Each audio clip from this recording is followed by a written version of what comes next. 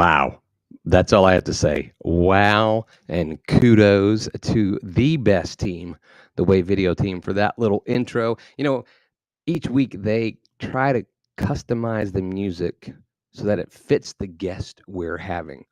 And I would say that Mysterious fits the guest we have this week. Hey, everyone, welcome. It is another episode of Live Better, brought to you by our friends over at Wave.video. We are super glad to have you here.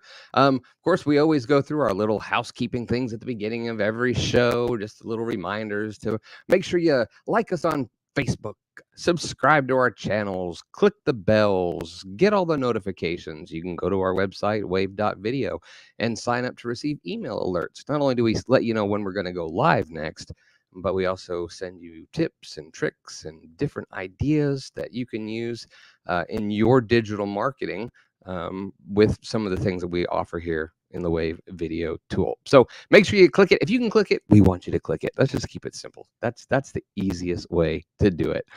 We are super excited to have you here. We have got a really cool topic today. It's one that is near and dear to my heart because it's happened to me so many times. We're going to be talking about how to troubleshoot when things don't go right. And it kind of reminds me of way back. We're going to go way back. And that's why we have this old console television up here today. When I was in high school, my school had just got TVs in every room and the ability to record a little bit of a news broadcast, if you will, of the announcements and things that were going on that week at the school. And yours truly was chosen to be the inaugural host of that show. And guess what? We had a lot of things go wrong. But you know what? It added to the charm. And part of the charm was just the way we reacted to it and the way we handled those moments. Because you know what? It happens to all of us. If you tell me you've never had a technical difficulty when you went live streaming, I will call you a liar, because it's happened to everyone. Even the pros, when you're watching network television, you'll still see them happening. So we're going to chat with Eric Hunley today, who, well, let's just say he's a bit of a pro. He's got 3 YouTube channels, right? He's the host of Unstructured, and also I'm not even sure if I'm going to say this right, I'm going to let him pronounce this word because I really don't even know how to say it. I don't even know what it means. I should have looked it up, but you know what? That's part of going live, is realizing you made a mistake. He interviews a wide variety of folks on these shows, okay? From body language experts to YouTube lawyers to folks in 3-letter agencies. And he also co-hosts America's Untold Stories, which is a magical mystery tour of pop culture and history and laid-back news, where he explores current events and has panel shows with YouTube lawyers. I've watched some of these, and they're actually incredibly entertaining. Who would have thought? A bunch of lawyers. But it is entertaining. So just remember, we want to listen to you. We want you to be part of the show. We want you to engage with us. Make sure that you're using the hashtag LiveBetter. It'll be for your chance to win things like, well, our coveted sticker pack with Yellow Chad, or one of our coffee mugs. Today we're going to be giving away 2 coffee mugs. That's right. 2 winners are going to get coffee mugs, and 1 winner is going to walk away with one of our sticker packs. So be using that. Ask your questions, and let Eric know what you're dealing with, because we all have different problems and things that we struggle with in our live stream. So without further ado, let's bring him in, the one and only Eric Hunley.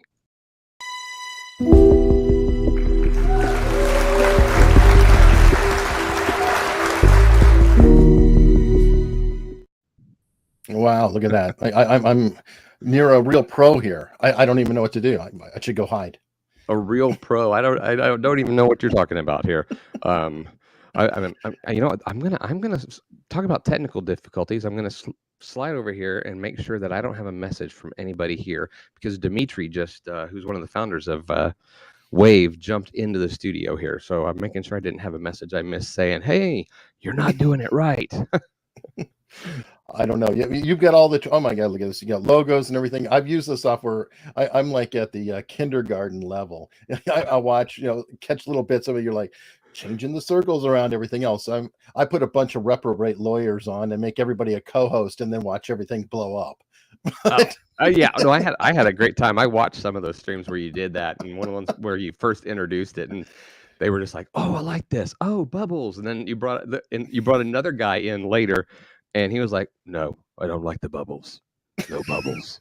I was like, "Wow." But I guess everybody has their thing, but he was like very much against the whole bubble thing. So that was for sure. And then the parallelogram, when there's too many of us on the screen, it flattens out the side, which gives an uneven perspective. For lawyers can be very artistic too. They're a crazy bunch. One of the great parts was you had just shown them the bubbles, and it was when the one guy came on and was like, "I don't like the bubbles," but then one of the lawyers on your show was incredibly like just animated, and he's like, "Oh, I love them. They're great. And look, I can hide over to the side, and that way I can drink and have my alcohol, and nobody's going to know." And right as he said that, you switched it to the diagonal kind of cut, and it went wide on him, and he had his bottle in his hand. It was perfect. Well, don't take my shows too seriously. They're not meant to be overly dignified. Only my guests, not me. And what I love about them, there's some that have some more graphic and type stuff in it, and then some that are very simple. But the viewership and then the engagement that you get on them, it's absolutely incredible. I know all of your channels have at least 5-figure subscribers on them, and we'll be sharing those, later on here in a little bit, so people know how to follow you, so they can also subscribe and follow you in all the different places, and possibly annoy you and just stalk you. That's half of live streaming. I mean, there's not every viewer is necessarily happy with me, and I do try to make it a point of somebody will say something really snarky, I'm like, "Oh, look, I got a fan." Oh my goodness! Angel Ortiz says he needs a signed mug. So there you go. Yeah, we might have to charge extra for that, Angel. So I tell you what, we want to get into the topic here with all the different issues and things that can pop in. But since you mentioned the new tool and everything that you can kind of do here with Wave, we wanted to share something with you folks here that are watching with us. Perhaps maybe you haven't caught wind of exactly what the team at Wave has been doing. So we're going to share this with you, and then we will come right back and we will jump into your questions and some that I have as well.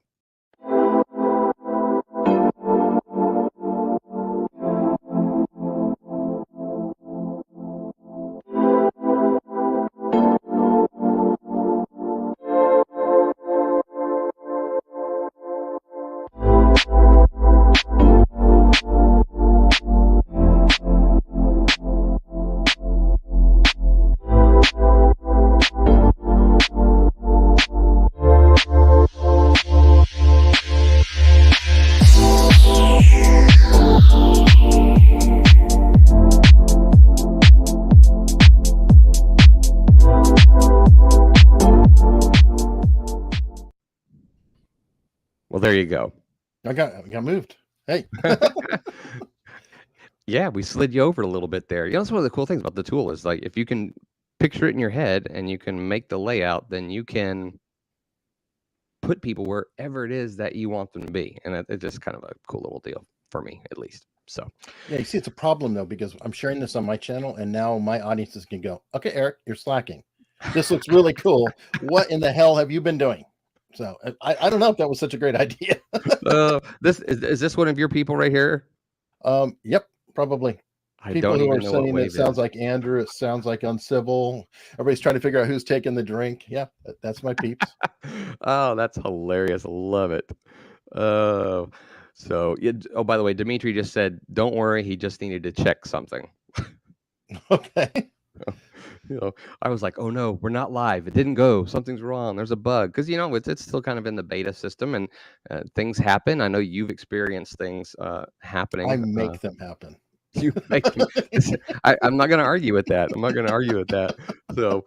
So let me ask you though, before all the technical difficulties started to happen, first you had to start going live. So how did you kind of catch the live streaming bug? I'll try to go short on it because it's an odd story. Like everything else successful in this industry or semi-successful, you sort of back into it accidentally. And I'm a podcaster by nature. I have a face for radio, and I like to be behind the microphone and talking and do an interview with you. And really, getting intimate, having a good conversation. It's going to have a show. It'd be like in a pub, right? An idea pub. I'd be talking to an FBI agent or CIA or whoever it was, and you'd sort of, be listening from the table next door. So that was the premise of it. But I'm very interested in different professions and people, and I've been fortunate enough to make a lot of great connections. One of these connections is Chase Hughes, who is a behavioral expert, hypnotist, body language reader, military guy who is retired now. He's part of the Behavior Panel, which is a channel you should check out. They're exploding, 500,000 plus. Wow. And he, in 2019, I'm at Disney with my wife on vacation. I get a phone call from Chase saying, "Hey man, let's go and do a video." And I'm like, I have a podcast, dude. Yeah. We'll do a video. Come on, I'll get some wine. I need to get more video out there. Let's just do a video. Okay, I guess. And I schedule a tentative date. And I was thinking, well, do you have an iPhone, Chase? Yeah. Okay, I got an iPhone. I'm like, I don't know. Maybe we can cobble this together and we could just do a video. And he agreed. Date comes around the day before. He goes, "Hey man, I got a gig to teach at Fort Bragg. So is it okay if I can't really make it tomorrow?" And I'm going, "Oh, thank God." "Oh, that's okay, Chase." So that's how I started. And where this became a live stream, I know it sounds weird. Chase and I live in the same area, the Hampton Roads area. He's in Virginia Beach, Chesapeake, whatever. I'm in Hampton. But it was like, even though we're, quote, local, to go and meet in person and do an interview is sort of a pain in the ass.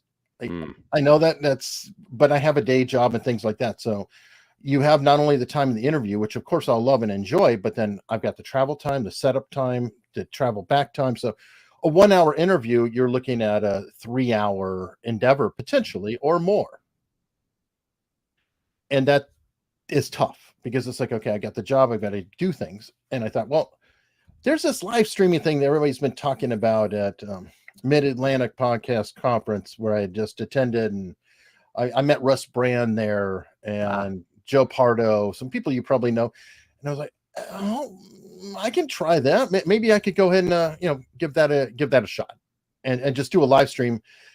And since Chase is really popular, maybe he'll bring enough people that I can be lazy and I won't have to actually do any show prep, because I spend 10 to 20 hours on average for interviews, literally prepping, listening to other interviews, reading their book, all kinds of stuff. And that's exhausting. So I was like, okay, well, I could kind of do this, take a shortcut. The chat would come in, and they did. The show went, and I think we had as many as 50 concurrent video or viewers. Chat was lit up. Just question. I thought, oh, this is a gig, man. I'm going to do this forever. I love, hey, I just show up and everybody's doing it. So cool. And so they did, and went great. And I was like, I could do this weekly. This is so much easier. And so the next week I scheduled, I have another friend, David Freiheit, who is known as Viva Fry. And he had, at the time, 100,000 subs on YouTube. I'm like, oh, I think Chase is popular. Wait till I get Viva in here in my crowd. This is going to be great. So I had, I think, 4 people watching and 1 question the entire hour. So that's how I got into live streaming. Fortunately, he's my buddy. And so I just talked to him about live streaming life and his vlog. And I mean, he's one of those who doesn't have that filter where he's comfortable walking around with a camera in front of him, which I still can't quite figure out. But I mean, he's sitting there donating blood, his arms sitting here shot. He's like talking Selfie there. stick. Hey, yeah. And he's talking to her. Well, what do you think? Back and forth. Like, that's okay. awesome. But I mean, he's a pro. He's been doing it for years. Just amazing, fun talent. Anyway, so I learned about all that. And then that next week I had Christina Lennon on. Again, I was rigging it. She's the one who hypnotized Simon Cowell and had the paramedics called and everything else. So that got my numbers not up to Chase level, but back up. And I just sort of kept at it and at it and at it. And that spun into ultimately 3 channels. And that's, right. that's a that's a story in of itself.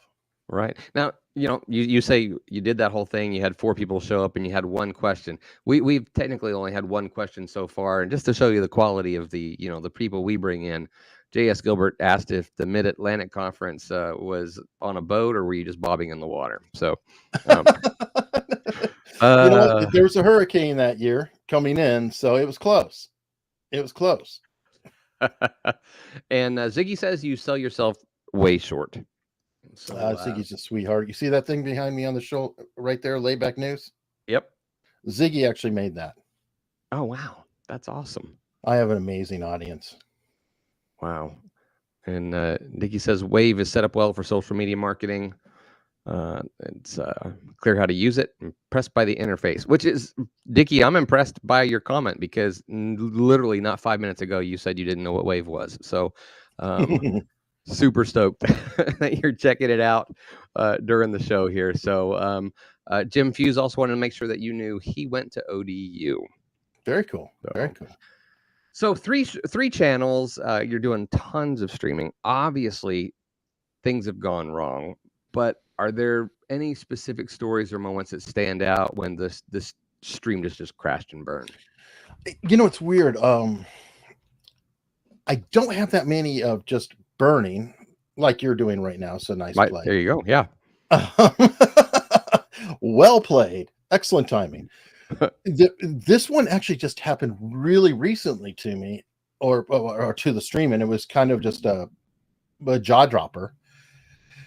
I'm on the stream and I can get a little bit stressed because I am trying to be professional, even though obviously I'm a hack, but I do try to, put together a show, and I'll be one of those sitting there thinking, oh my God, there's been 3 seconds of dead air. Oh my God, I've got to find this and fill in this space or I'm going to drop dead because I'm just panicking. So I'm doing this interview. I'm 5 minutes into the interview. And the guy I'm interviewing is literally, he's sitting there and all of a sudden he's holding up his phone. It's like, ding, ding, ding, ding. I'm like, what's going on? I was like, sorry. And this person's like a total pro. And I'm like, I can't figure out why his phone is coming up. I'm truly enjoying watching every bit of interface flying next to you. Like everything is like going nuts on me here. I know. It's like, you know what? If I don't have a good answer, you'll just do a good demo. And we'll have that. This was completely planned. That looks like you're on your phone with a beta or something. And I'm angry now because I wanted the phone version. Anyway, I'm sitting there doing I am using my phone. Okay. Oh, do you use your phone as your camera? I am using it, and I've never had this problem. So okay. Super stoked about that happening today while we're doing this. Well, this is called taunting the gods, so to speak. What is it? Man plans, God laughs. Anyway, I'm sitting there with this guest. I'm looking at him. He's holding up his phone. He's like, it's lighting up, and he's like, yeah, I'm sorry to do this. I got to take this. So I'm going, you do know this is live? And he goes, I know. And then all of a sudden he looks at him and goes, Eric, I hate to do this. My wife's been in an accident. And I got it. And I was just like, oh, wow. And she was in a very serious accident. This really did happen. Oh, wow. And I'm like, go. And we'll do whatever. And I have no idea what's happening. But yeah, this is a new one for me. See, I can break this software, man. I have skills. You were lying. You were not lying. Ask Dimitri if I can break it. It's fun. Oh, that's funny. Yeah. Dimitri knows that you can. You've got mad skills. So no, continue. I'm gonna listen while I mess around with whatever's going on here. Okay. Anyway, well, that's pretty much the end of the story. Anyway, it turns out good news is you can still hear me. Excellent. His wife was in a severe accident. Fortunately, she's okay now, and I did do the interview, and it all came out. But that's a weird call, especially when the person is so gracious, and they're saying, I apologize profusely. It's like, how in the world can you apologize for something happened to your family? And I think we can get caught up in terms of being a creator and everything else and forgetting, hey, our family is there. They're with us. They're the most important things to our people to us. I mean, there's no point in being around without having your families, your friends, things like that. Hi, Sadie. Sadie, yes, she was definitely okay. I mean, she wasn't okay. She was hurt pretty badly, but she's on the mend. I guess would be the best way to put it, and is definitely recovering. And I did end the stream. I was a little flummoxed, and I was like, "Well, yeah, we'll see what's going on." And then you have to make decisions, like, do I leave it up? A friend of mine who was watching is saying, "Hey, I just leave it up there. Things happen, and it's out there." And I was like, I don't know, because I had the comments lighting up, I had my locals lighting up, and everybody saying, "Is she okay? Is she okay?" And I'm like, I'm causing a lot of stress to a lot of people here by having this 5 minute, 5 to 7 minute, whatever, encounter with an accident that happened. And so what I made, the decision I made was I made it unlisted. That way, anyone who saw the link, it's not confusing, but I'm also not pushing it out to more people. And then I commented on it and pinned the comment as news came in that she's okay. I mean, technically she was hurt, but it was okay. Oh, there, Ziggy was there. Yeah, it was a really awkward one. I know the question you fed me ahead of time was, what's the funniest thing that ever happened? That wasn't exactly funny, but it was definitely the most unusual thing that happened. Funny things that happen, they almost make the show better.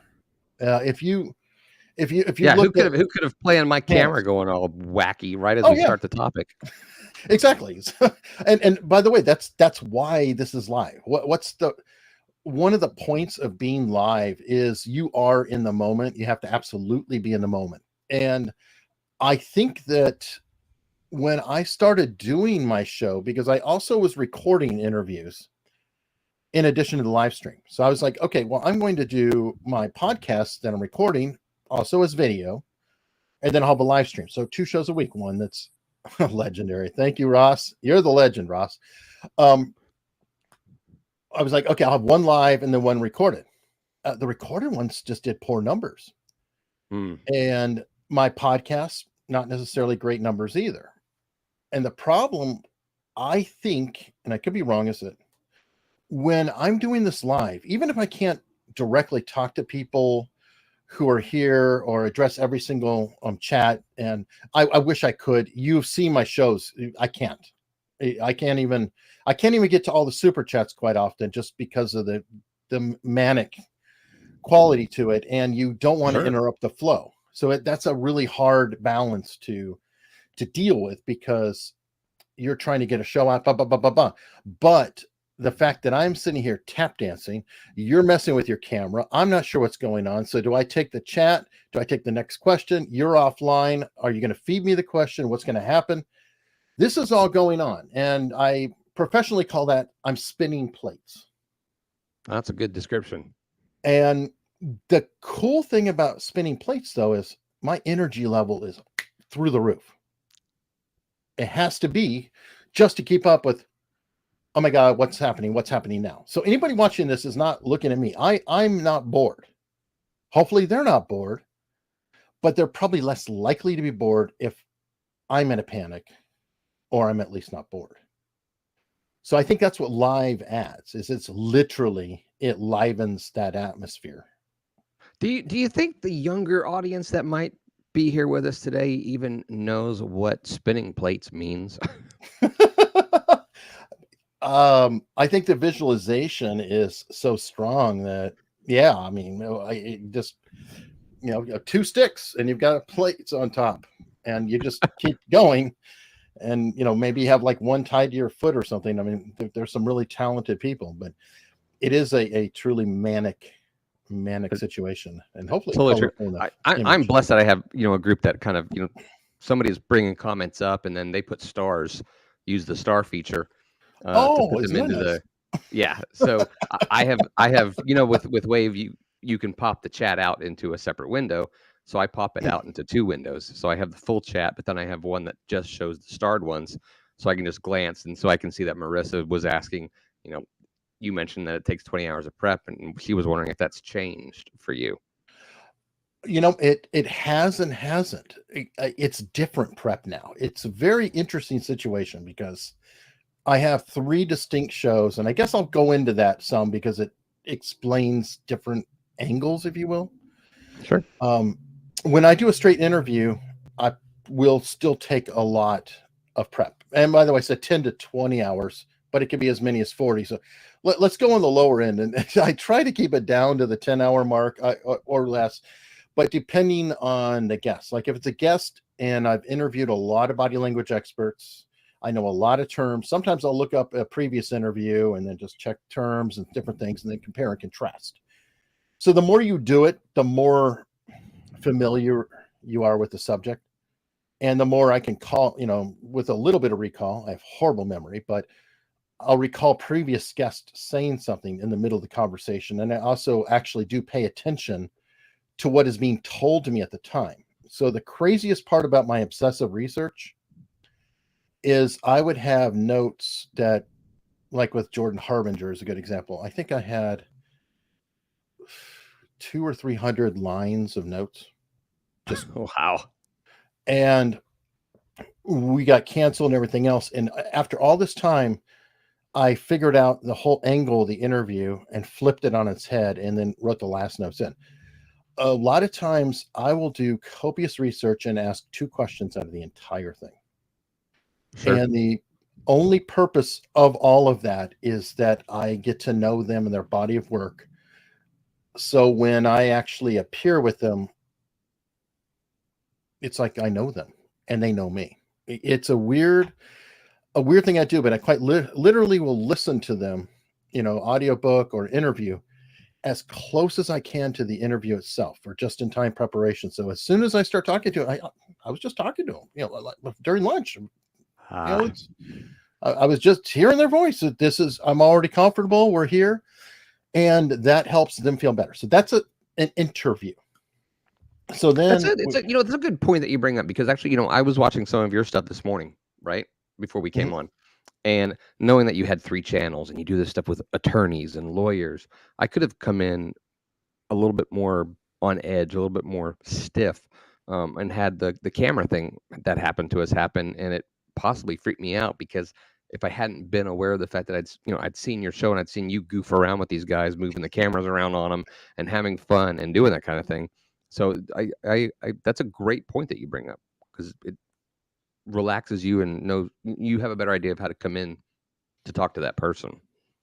Oh yeah, it's for rapport. I mean, okay, a lot of people, especially when you get in the interview game, these guys, and the bigger the guest, they have hundreds of interviews.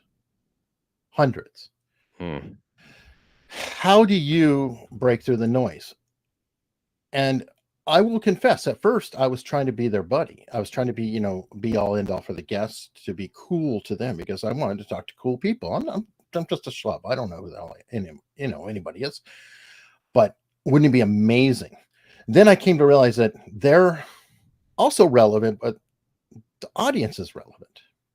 So how do I make this something distinct for the audience, for my viewer, for my listener, for whomever? And getting that rapport in the fastest amount of time is super critical. So I would always, I call it finding an angle, which sounds very serious. But a lot of it is, can I joke with them? Can I make a joke? Can I ask them a question in a sideways manner where they have to slightly double take and they go, wait, what? And by knocking them on their back foot, now they're 100% engaged, because I just tripped them up. They don't know what I asked them. And it's not mean. I'm not trying to, it's not a gotcha. It's a matter of, let me get your attention. And once I have their attention, it's like, oh, wow, now I'm paying attention. And it might be like, I ask them an obscure thing from chapter 11 of their book, which, damn well no interviewers actually read their book. I did. And I'll ask them some point and challenge them on their assertion or whatever it is. And you'd be surprised. People, we love to hear about ourselves. What am I doing right here? I'm saying, oh, look at me. I'm here. Listen to me. Everybody gets a little bit of an ego trip, and it's not a bad thing. It's just real. I mean, Right. Dale Carnegie says, the most magical word in the world is your own name. And by giving that to them and giving them the respect, now they're engaged, and now we're having fun. So that's it. And if the audience hears it, it's a very legitimate thing. Then to change up, because I do 2 other basic shows, preparation. I do America's Untold Stories. That's a completely different show, completely different experience. Really cool show, guys, by the way. Make sure you check that out. Well, thank you. I mean, I'm very proud of it. Ross, good point. Even if you don't read the whole book, pick an internal chapter to cheat. But that's what I did with Ross's book. I did too. Mine. No. I read number 53 and number 72, Ross. Oh God. Okay, so America's Untold Stories is a unique situation where I have a partner, Mark Robert. And Mark is a walking encyclopedia of pop culture. He lives in Hollywood, worked with Oliver Stone, and is maybe the best storyteller I've ever met. His storytelling ability, you could listen to him read the phone book and it will entertain you. He has that. But we're covering history, and it's history he's involved in one way or another. A lot of the shows are actually treatments that he wrote for TV series and movies that got rejected or turned down. But we're putting on a presentation. So I call it a live stream documentary. And I think we're the only ones really doing that. But we find pictures and all these, pictures to back up what we're doing. And that takes a lot of hours of prep of getting the pictures. He sends me whatever, I go find whatever, and then I'm always resizing them and scaling them up, because you're doing history and you look online, you're like, oh, great, here we go again. The picture's like really tiny, like 200 by 500. So I have tools like a Topaz Gigapixel, which is one of the best tools out there, and I scale it up 4 times, but then that's fat, and then I have to compress it down. Then I have to name them all, because as we're flowing, this one is weird because I step back. So on my show interviewing, it's mostly the guest and there's somewhat me. With Mark, it's very dominantly Mark. I interject here or there, or it might be something I'm into, but I handle all the tech, the chat, pulling the things up on the screen. And my job is to give Mark his lane. Just let him go. Let Mark go. He's brilliant. Support him. I'm the straight guy. And yeah, real-time captioning. Good point. It's that's a whole different kind of preparation. So then that takes me to Laid Back News. Laid Back News is sort of a combination. I am proud to say that on the legal panels, which are some of my most well-attended shows out there, I do approximately 5 minutes prep plus a thumbnail, if that.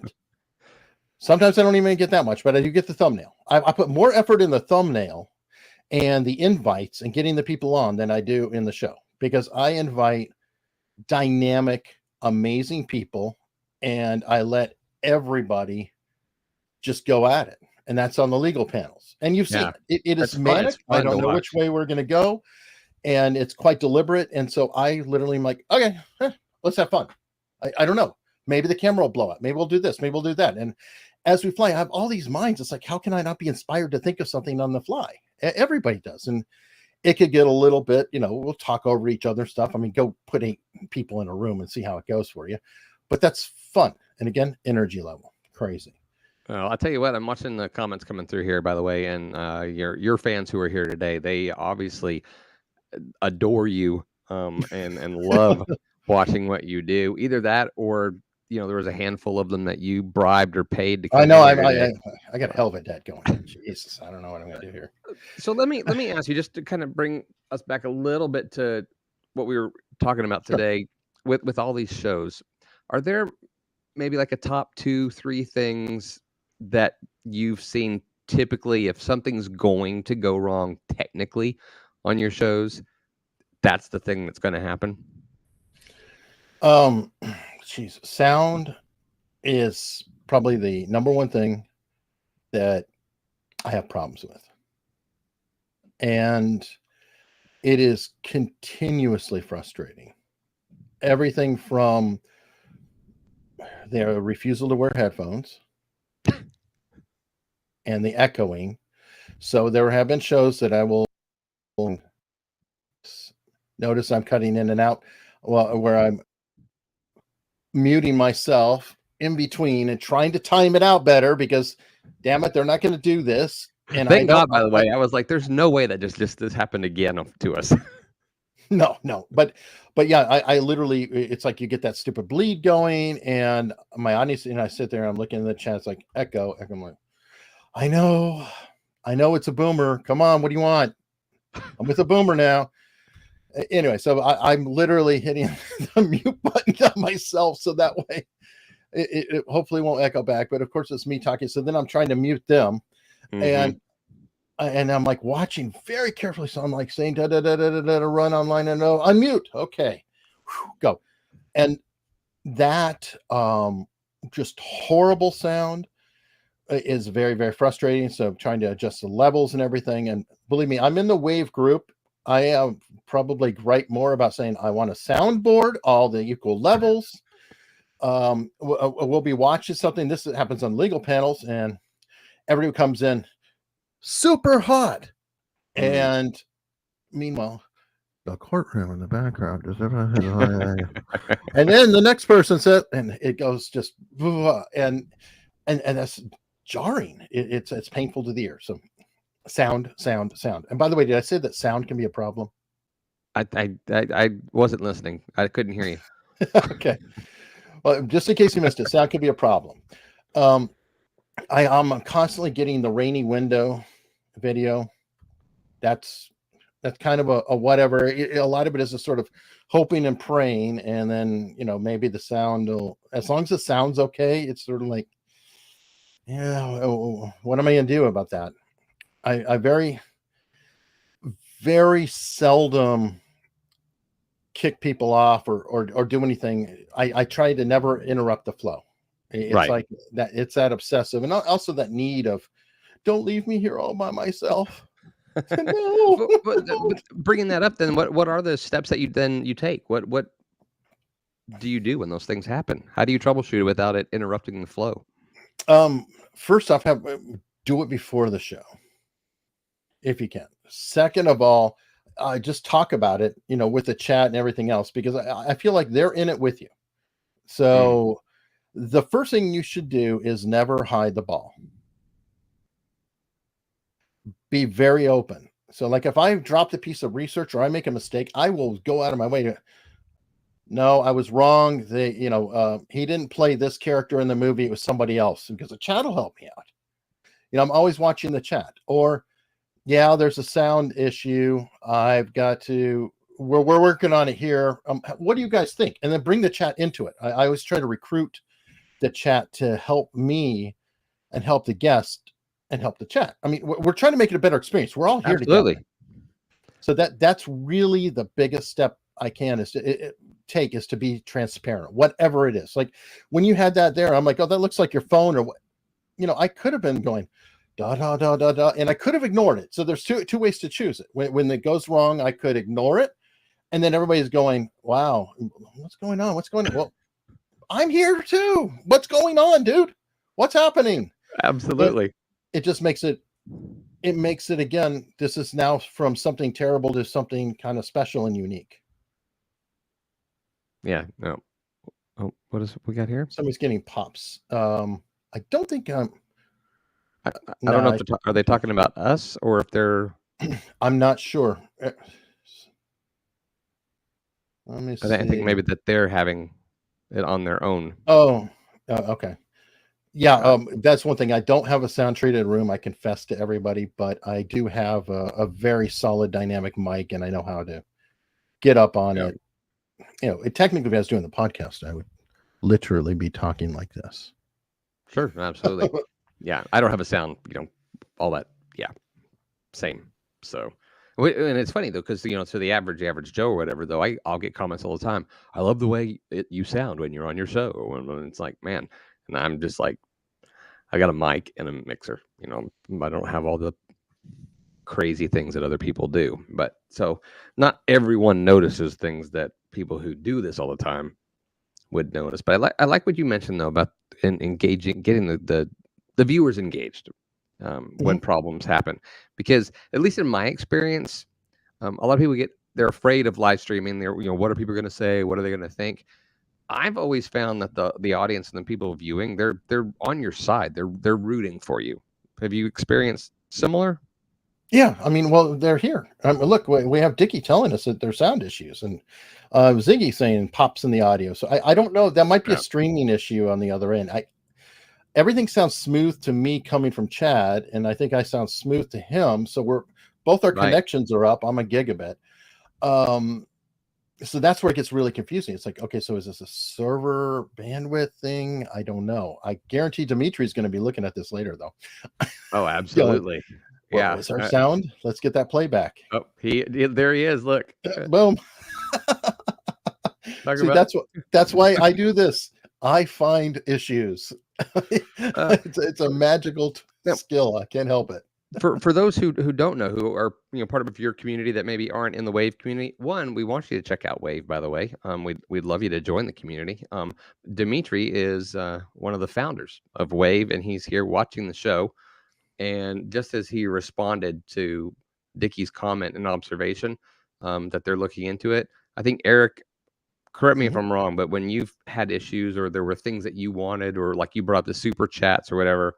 Oh yeah, they're very responsive. Yeah, that's why I recommend it. By the way, erichunley.com/wave, and I can even get a little wet my beak there. Yeah, absolutely. But yeah, he's incredibly responsive. That's why I keep talking about it. It's one of those where I'm like, yeah, I'll put it to a test, and then we'll see. And I deliberately did not do it to the legal panel. I mean, the legal panel, I get over 1,000 people concurrent or more. I mean, a lot of people watching. It can get hectic. I deliberately did not do that, but it was like, okay, he's responding to everything I ask. Maybe it'll be a favor to them if I really hammer the software. Now, I'm nowhere near my buddies who are on there. I mean, Nick Ricada, who's been on this show when he was doing the Kyle Rittenhouse, had over 100,000 concurrent viewers. Wow. So don't let me sound like I am bragging about that. I'm just saying scale wise that 1,000 is more than 20, but I'm not even saying it's huge. I mean, Viva Fry, I mean, he has 10 to 20,000 on average every week. Wow. Concurrent. By the way, back to the sound real quick. J.S. Gilbert says it sounds good there. And just for reference, he is a voiceover professional. So we've got two sound guys with differing experiences. So that's an interesting thing. Great. Now my dig diction. in. Now I have to enunciate better and go, oh my, listen to my proper speaking. Yeah, exactly. Now it'll be interesting. Now Dimitri's like, well, great. We're here. We're trying to troubleshoot it, and people are hearing two different things. Now what's going on? Yeah.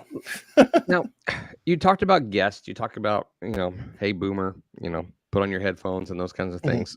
What are there some pre-show things that you do with your guests, or obviously on your own, I know you do, to kind of help reduce these risks happening? Like, what are some things that you do with a guest before they even show up? First off, I just coordinate whether they're able to actually use the software, check it out. So they come on a few minutes early. I don't have an opportunity necessarily to always coordinate heavy, especially if they're a bigger name. Sometimes I'm literally meeting them and 10 seconds later we're live. Sure. And I tap dance. So I just try to come on for, a few minutes, and a lot of it's to calm them too. It's like, they'll be there and it's like a low light room. It's like, hey, you have a light in the room by chance, or lamp or something? Could you? They're like, I think, could you go turn that on maybe? Or, it's like, okay, there's a lot of light on you there. Do you have like a curtain or something, or maybe a room? Yeah. And, I just sit there and just, I'm just talking to them. I'm like, hey, how you doing? Whatever. I'm excited to hear. And then just as I'm listening to them, like, okay, a little bit echoey. Do you have a laptop, or is that a desktop computer? Oh, it's a lap. It's going to sound completely crazy, but do you happen to have a towel in the bathroom or something? A towel you can grab and just stick it under your laptop there. And that was a trick from the great Jason DeFilippo, who was a producer for Jordan Harbinger forever. If you have an echoey room, sometimes you get a towel, especially make it as kind of fluffy as possible, so it's going to bounce off some of the reflections in the room. It's not perfect, but it does kind of muddy it. Like I have a giant mouse pad over my desk. They have gamer mouse pads. Right, same. And I have it over the desk. And that really cuts, because the closest thing to my microphone is the plastic standing desk I have. So the sound's going to bounce right up into it. This deadens it right away. So just anything that I can think of like that. Also, it gets them thoughtful about, okay, here's the mechanics, and we're doing a little bit of tech. And if they're doing tech, then they're not so worried about, how do I feel? How do I look? Yeah, that's true. Absolutely true. Let's see. Dickie still chiming in over here. It wouldn't be from the mics nor the recording in, as it's happening with both speakers. So he's dedicated to helping us figure out this sound thing. Dickie, we appreciate the jumping in there and helping us out with that. So maybe we need to get Dickie in the beta group and let him try the tool out if he's doing anything. So yeah, he's saying it could be phantom mics. Now I do have, because I'm on a SB7, Shure SM7B. Sorry, I do have to run phantom power because of the cloud lifter. So technically there is phantom power in my line, but I don't typically get that complaint. I'm not really sure. It's very interesting. Yeah, well, I'll be going back and listening to this as well, and we'll be reaching out to everybody. Guys, it sounds like we've got a lot of pros in here. I haven't seen a whole lot of questions coming through. If you have any questions for Eric that you'd like to chime in or throw at us, definitely please do that. But I'll tell you what, obviously in a minute, we're going to be announcing winners of our lovely prizes. 2 of you will be getting our Yellow Chad Live Better Wave Video mug. Very coveted by at least 3 people. Or our Wave Video sticker pack that we'll be sending to you. We'll announce those here in just a second. Eric, though, why don't we take a little break here from the questions and the tech stuff? And you okay if we have a little fun for a minute? I don't know. Should I be worried? I mean, Your reaction's perfect. Probably a little bit, Eric. No, I don't sing. I don't dance. I've seen at least part of another show. It ain't gonna happen. I might look at you crazy. You can sing and dance. You should have seen the show that I used to do, which is how Wave found me, was called Subpellucid, which is a word that meant not quite transparent. And we'd bring marketers on, but we flat out refused to talk about marketing. The whole show was just about them. And as you talk about prep, I would scour the internet. I would scroll to the very beginning of their social media profile photos, and we would dig up and find old pictures and things that they just forgot they'd posted, and we'd bring them up. And we had a whole section that was called "Explain This." So you know what? Not to hijack, but there's a brilliant aspect to that. I have authors come on and people like, that sort. And one of my basic rules is that we talk about everything but the book.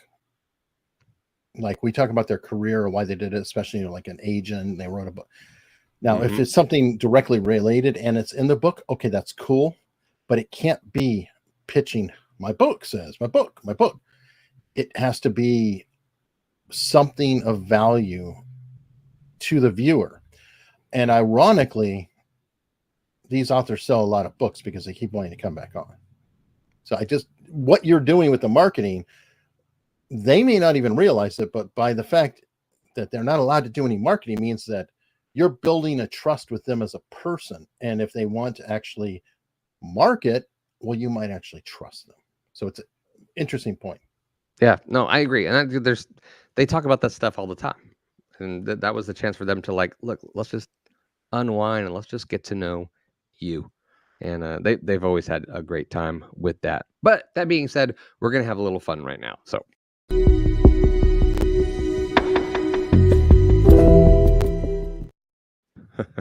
so this is I got moved again. Hey, yeah, look at that. And you're in one of those bubbles that your one friend hates. So oh my goodness. So this is a little game that we like to play. We just have fun, and we want the audience to join in as well, if you don't mind, and answer some questions. We call it this or that. Basically, we're going to put two things up on the board, and we're going to let you choose which one best describes you or fits your preference.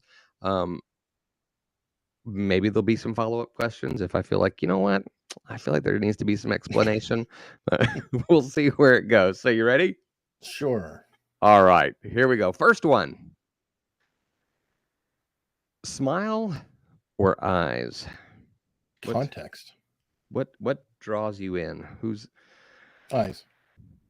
You're an eyes person? Well, because it's both. Smile's irrelevant. People smile with their eyes or they don't. Again, that's a body language thing. But you know, with the masks, it's actually easier to read people with a mask on than not. That's interesting. I wonder if everyone else who doesn't understand some of the body language things and things that you've experienced and been around would agree with that, because it's harder for them. Yeah, well, we're trained. We're looking for the smile, but people use that. I can go, that's not really a smile, is it?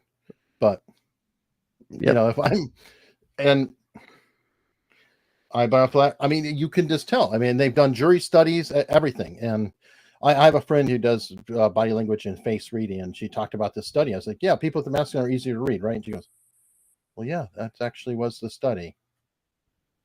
That's very interesting. I agree with you, by the way. I was just curious with what other people's thoughts were that on that as well. So, all right. So we got all kinds of answers across the board there, by the way. Smiles, eyes, everyone is answering differently there, which is strange. Typically, almost everybody is on board with whatever the choice ends up being.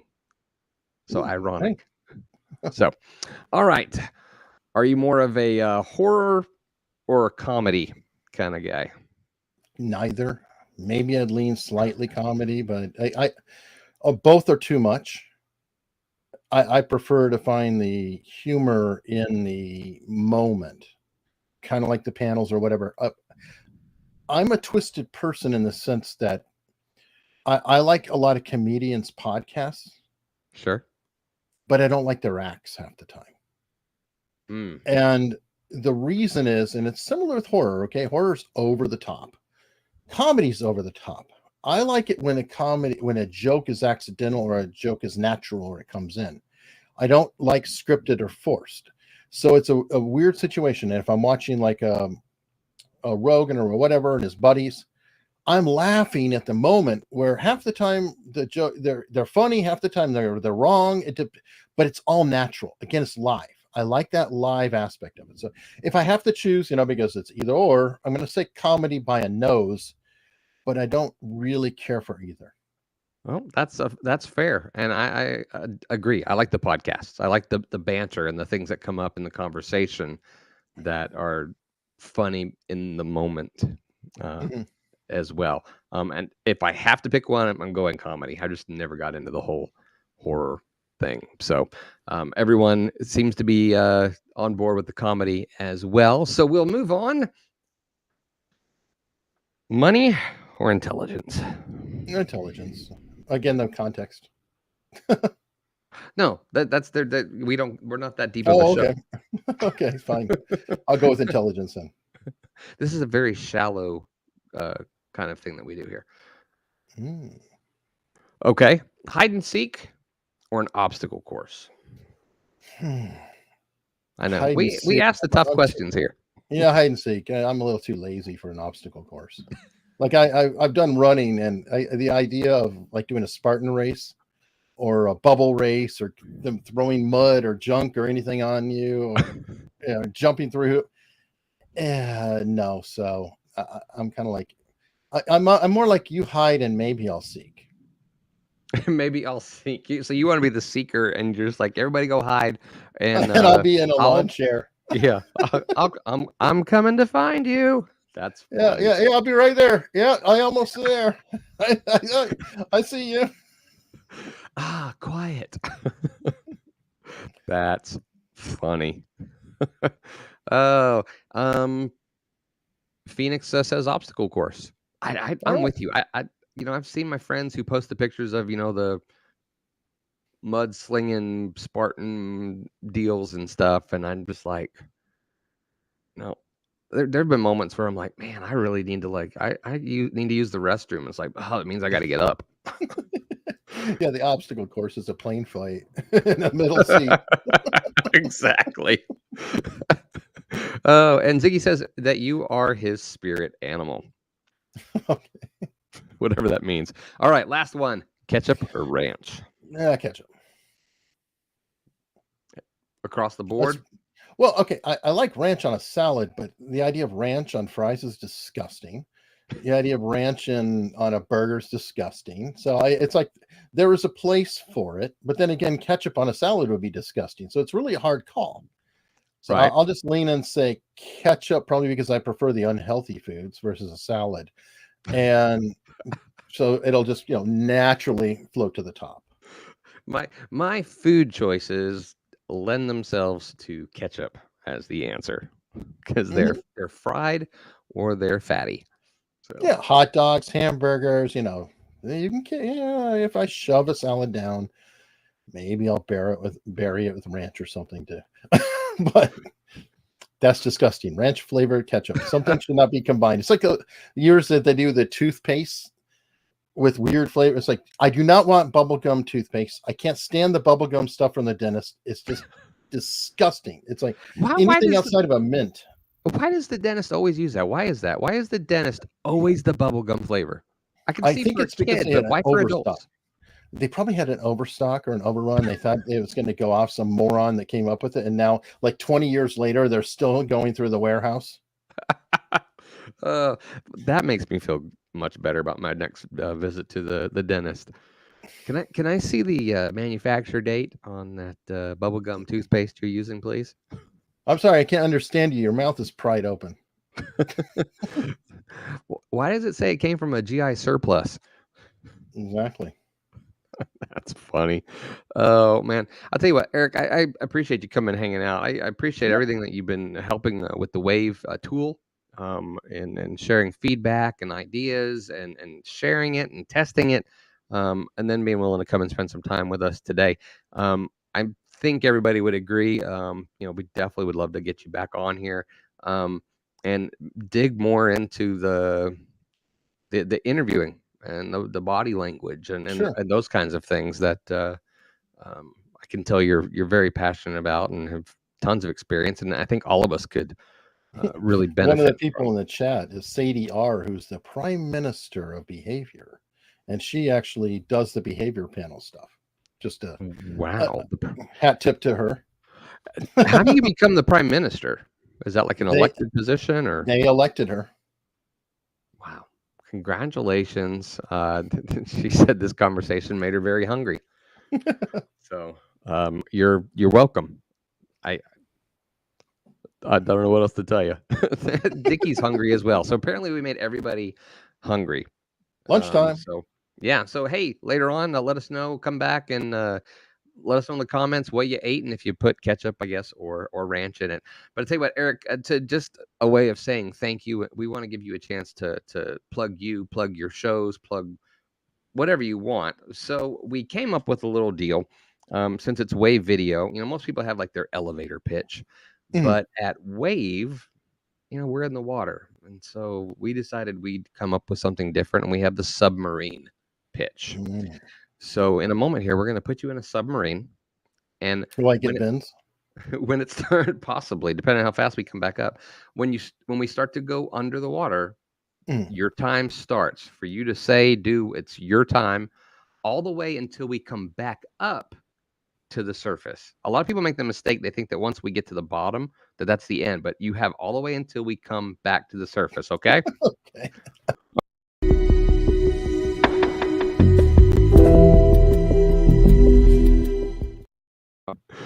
All righty. So another fun little thing you can do with Wave Video Let me here. move into the picture. Yeah, no.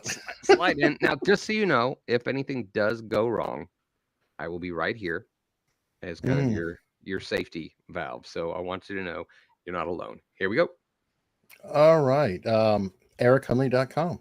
Great place to go. Eric Hunley on YouTube. America's Untold Stories on YouTube. Laid Back News on YouTube. If you're into Twitter, Hunley Eric on Twitter, Hunley Eric on Facebook, Hunley Eric on Instagram.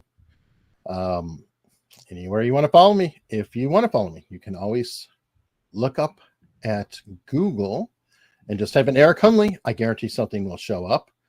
And somebody is putting out on my unstructured.locals.com. That's a bit spicier. I have a co-host there, Nate. We do No Holds Barred. And now we're back. All right. Well, there you go. Well done. Well done. Seriously, from the bottom of my heart, we want to thank you. So last little bit here, we're just going to give some stuff away. So let's do that, and we'll let everybody go about getting the food that apparently we've made them crave.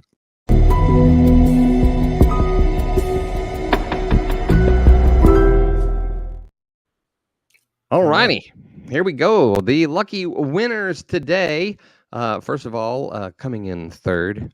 It was close. It was close.